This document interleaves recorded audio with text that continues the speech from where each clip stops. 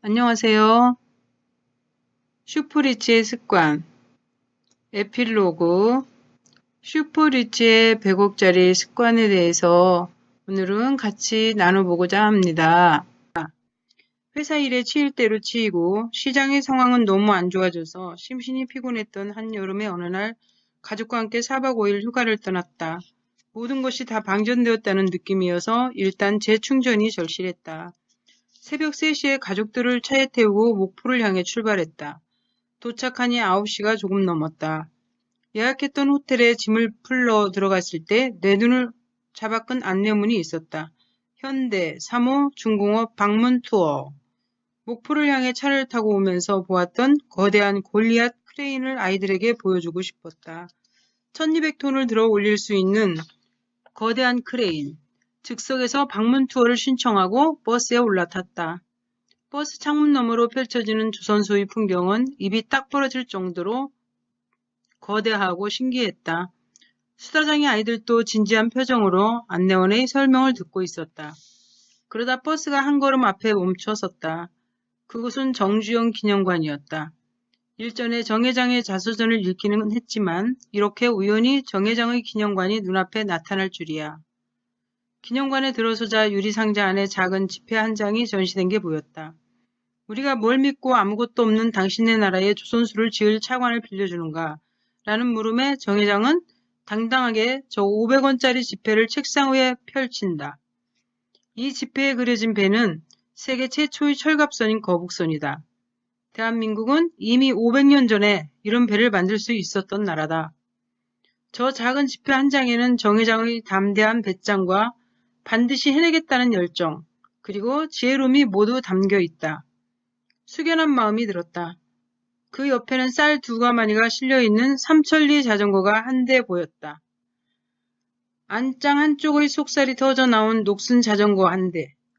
정 회장은 통천 출신으로 가난한 농부의 맏아들로 태어났다. 반복되는 흉년과 배고픔보다 더 견디기 어려웠던 건 이런 삶이 계속될 것이라는 불안이었다.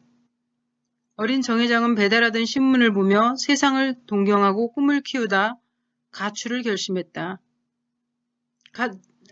자신이 가출하지 않는다면 정말 배고픔과 또 이렇게 견디기 어려운 삶이 계속될 거라는 불안감이 있기 때문에 이제 가출을 시도한 거죠. 어린 정 회장은 배달하던 신문을 보며 세상을 동경하고 꿈을 키우다 가출을 결심한다. 가출할 때마다 아버지에게 붙들려와 다시 농사를 지어야 했지만 다시 가출하여 복흥상해라는 쌀가게에 취직한다. 그 장면이 머릿속에 떠오른다. 복흥상해의 주인이 묻는다. 자전거 탈 줄 아는가? 어린 정 회장은 한 번도 타본 적이 없으면서도 당당하게 대답한다. 네, 잘 탑니다.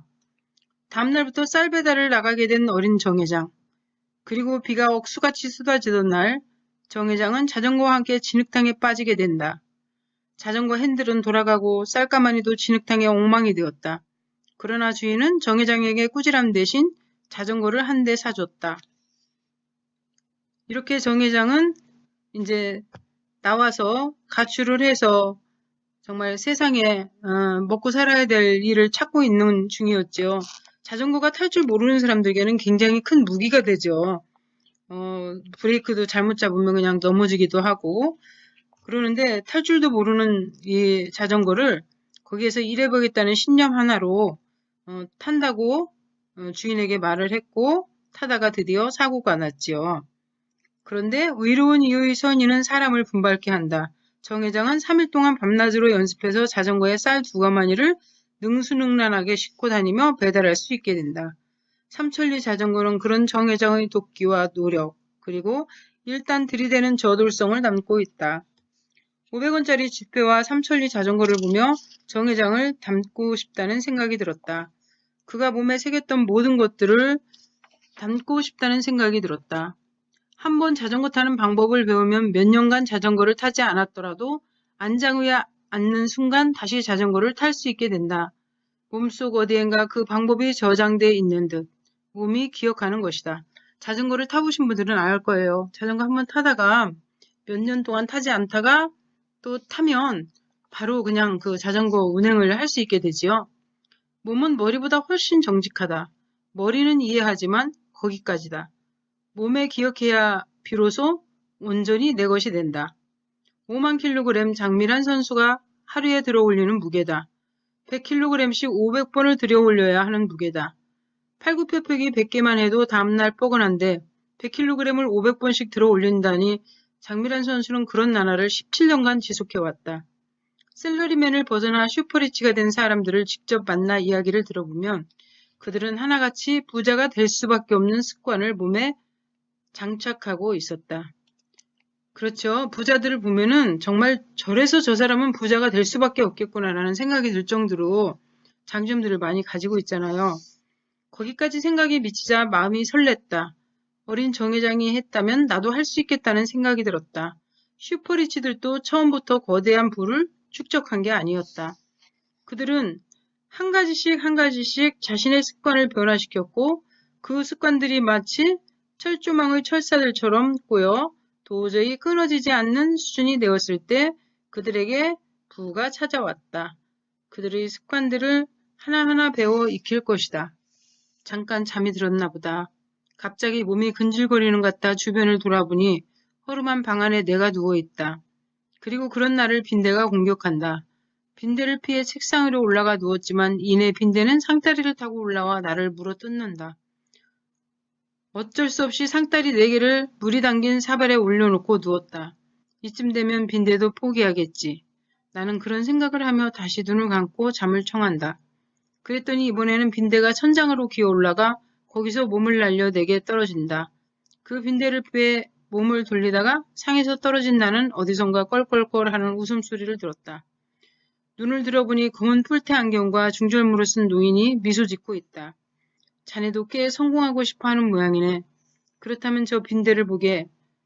한갓 미물에 불과한 빈대도 살아보겠다고 천장에서 몸을 날리는데 만물의 영장인 인간이 이 땅에 태어나서 그저 그렇게 산다면 부끄러운 일 아닌가? 지금 품은 마음을 잊지 말게. 나 역시 처음에는 새끼 밥을 거르지 않았으면 좋겠다는 소망을 가졌을 뿐이라네. 복궁상해를 인수하고 자동차 수리공장을 짓게 된 건 차근차근 꿈을 키웠기 때문이야. 한 가지씩 실행해 나가되 어려울 때는 천장에서 몸을 날리는 빈대를 생각하고 이겨나가게. 꿈이었다. 너무나도 생생한. 자, 이거는 정주영 회장님을 생각하고 잠이 든 이 저자가 그런 꿈을 꾼 거죠. 다시 자전거를 생각한다.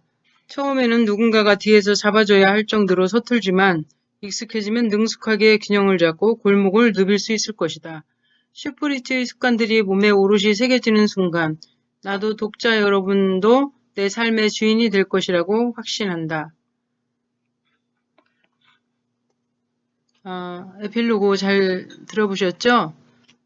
정말 자전거를 처음 탈 때 비틀거리며 타다가 뒤에서 누군가가 잡아주면 나중에 익숙해져서 아주 자전거를 잘 탈 수 있잖아요. 그것처럼 슈퍼리치의 습관들도 우리 몸에 새겨지는 순간 모두가 다 슈퍼리치가 될 것이라는 확신입니다. 여러분들도 슈퍼리치의 습관을 잘 카피하셔서 모두 다 슈퍼리치가 되시기 바랍니다. 감사합니다. 사랑합니다. 축복합니다.